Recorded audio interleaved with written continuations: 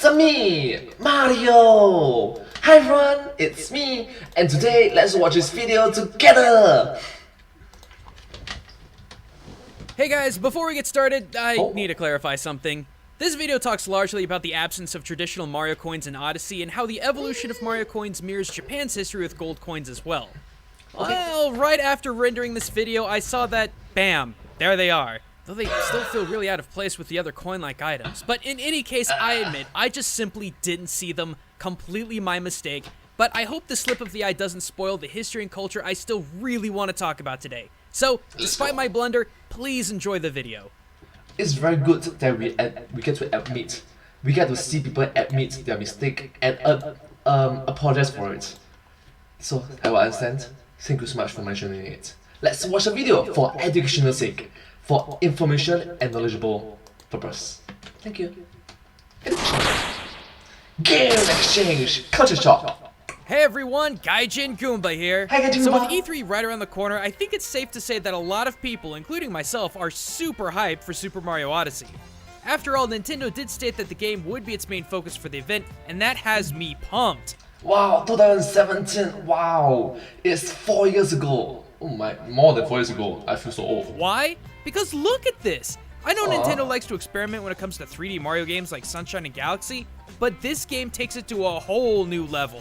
The steel skyline of New Donk City, the arid Hispanic landscape of this Calavera town, a lush dense forest with robots, and some sort of food kingdom? And each one of these worlds has tons of new enemies and allies. That isn't to say that everything's changed though. There are still piranha plants, Spinies, Hammer Brothers, Bullet Bills, and the like. And let's not forget the old-time convention of Bowser kidnapping Peach. But, you notice one convention that hasn't quite returned? Coins. Seriously, go back through all the trailers and tell me if you see any coins at all. Okay. Yeah. Continue. The only time I even see anything remotely coin-like are those purple upside-down triangles in Calavera Town. Hey, don't you do it. And then we have what look like purple nuts in the Forest World. Not a single sparkle of gold. Now, I know that may seem like a small detail when compared to all the things we've seen in Odyssey so far, but that is a huge tradition that no official Mario game has ever been without. From main franchise titles to sports spin-off games, coins have been omnipresent in every title. And for heaven's sake, there was New Super Mario Bros. 2 for the 3DS, a game that completely focused around coin collection. But you know, I wonder, even after New Super Mario Bros. 2, coins were literally everywhere in Mario games, which brings up the issue of challenge. When you're literally dumping coins on the player for extra lives, which at this point are meaningless, or points which are even more meaningless in this day and age, is there even a challenge to the game anymore? In all seriousness, I feel like Nintendo's been hyperinflating coins in their game to a point where they're basically worthless. Seriously, when was the last time you felt you needed to farm coins to get lives in a Mario game? They're just not necessary anymore, especially when there are easier, more worthwhile ways to get lives. True, there are easier and more worthwhile methods to get alive. Literally get alive. Now, I know what you're thinking. ℍ𝕞𝕞𝕞, you're the culture guy. Are you really about to drop a video on us about Mushroom Kingdom's economics? Actually, no, but I would certainly love to see MatPat or Austin cover that issue. Instead, I feel the need to point out the complete and utter irony when it comes to this situation. Because just as Nintendo has inflated Mario's currency to a near state of worthlessness, so too did Nintendo's home of Japan nearly destroy its economy the literal, exact same way. Verbatim. Wow. But to understand this, we have to go all the way back to the 1550s, just as Japan's Warring States era finally started to come to a close. Because before... There's 1515, wow. There's more than half a millennium. Before that specific time, Japan did business with rice. No, I'm not even joking. For hundreds of years, Japan's centralized currency was based on the koku. Now, in essence, the koku was a unit of volume equal to about 1 cubic meter and 150 kilos or 130 pounds. With kokus. Basically, 1 koku equated to the amount of rice to feed one adult person for an entire year. This isn't to say that other currency like gold and silver didn't exist. After all, commerce and merchants would still use both metals in different parts of Japan, but it wasn't the central currency. The rice-based koku held that standard. And during the Edo period, your potential worth was determined by how much rice you had and how much you could make. This assessment was called a koku daka and ranged from standard daimyo landowners at 10,000 koku to Kagahan just under the shogun at 1,000,000 koku. Wow. As far as its actual use as currency goes, samurai and government officials would predominantly be paid in koku stipends mixed with a little bit of gold and silver. But again, that depended on region.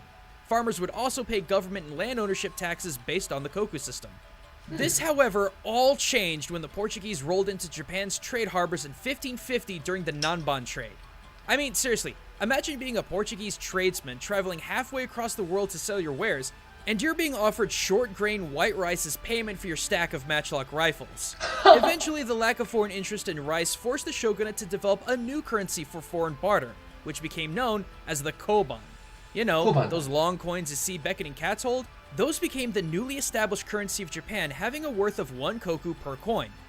Now, for those of you wondering what in the heck all of this has to do with Mario, have a look at the old school coin. Barring graphical limitation, it looks exactly like the koban. Elongated and featureless except for minute patterns running down the middle of the coin that give it a squared look. Wow. Now, put a pin on this because I'm about to utterly blow your mind. Going back to Japan's use of the koban, let's just say it completely failed. The shogunate spent almost 300 years digging up gold from the Sado Island gold mine, but for all that work, the koban nearly destroyed Japan's economic infrastructure. With gold not only becoming the preferred currency for foreign trade but also merchant trade, its worth grew and grew as the value of the merchant class in Japan grew and grew during the Edo period. It actually ballooned to a point that the koban began to outperform the value of the koku, which in turn made daimyos and samurai poorer and poorer. To fight the loss of net worth, daimyo actually began creating their own koban as local currency. And as you would expect, the rapid influx of locally minted money completely devalued the worth of the shogunate's printed koban. The locally minted koban were bad enough as each coin had a varying alloyed percentage of gold, thus their worth was fluctuating. But the big problem here is that the shogunate printed koban became less and less valuable as the amount of gold used to print each coin also shrank. This in turn actually made counterfeit koban technically more valuable than the government printed coins, and you can only imagine what kind of chaos that created. Eventually, during the Meiji Restoration in 1868, Japan discontinued the koban in its entirety and replaced it with the European-inspired currency yen. Nowadays, the koban is still a big part of Japanese culture, but now acts as more of a canvas for custom decorative coins, and oh boy, doesn't that look familiar. And speaking of, let's go back to the old Mario coin. We already established that it's eerily similar to the government-printed koban coin, but that's only one similarity. As the Mario franchise continued, coins also shrank in size, slowly becoming smaller and smaller over the generations to the size that we see now in games. At the same time, the influx of Mario coins in recent games has become so great that, well, honestly, they're really not worth getting. Game overs have little impact and one-ups can be gained faster through other methods. Why bother collecting 100 coins the old-fashioned way when you can just endlessly stop on a shelf for a few minutes and yield thousands of times worth the reward? I mean, we're cheating the system and essentially getting counterfeit lives. In comparison, the shogunate printed koban also shrank not only in size but also of worth, to a point that counterfeit measures were actually more attractive than regulated ones. People would go out of their way to create their own value rather than following the government-regulated currency. And during the peak of koban's popularity, hyperinflation was everywhere. Sure doesn't sound like New Super Mario Bros. 2 at all, right? And in the end, Japan completely wiped out its domestic currency in favor of a foreign system, and geez, the more I think about it, from each world we've seen in Super Mario Odyssey, it's very possible that each world has its own coins. For example, Calavera Town has the upside-down triangles for its coins, and that level has a giant upside-down pyramid in the middle of the map. And while those purple nuts are on a rich forest level, the forest itself seems to be inhabited by all kinds of robots who would likely use them. Lord knows what the fork people use as currency. I don't know, guys. I'm at a loss. I simply can't believe how Nintendo literally mirrored the rise and fall of gold coinage to that of its country of origin. Was it intentional? Was it a coincidence? I don't really know. But what I do know is that the Mario franchise is going to continue to surprise me with amazing references to culture to the day I freaking die. And I'm totally okay with that. But thanks for watching, everyone. Be sure to subscribe to stay up to date on all of the newest Game Theorist videos, and hey, speaking of Mario, check out my channel to learn even more about the cultural origins of gaming's biggest franchise.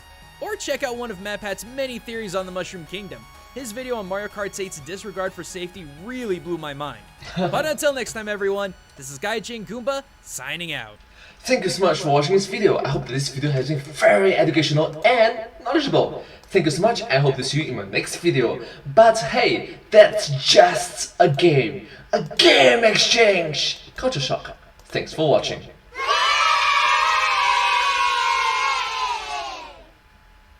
And yeah, if you do like this video, please remember to like, share and subscribe to my channel and comment down below if you have anything to share with us. Do remember to follow my channel and I sincerely appreciate all of your support for me. Super grateful and thankful for your uplifting and encouraging words. And yeah, hope to see you in my next video. Subscribe. Thank you. And I'll see you next time.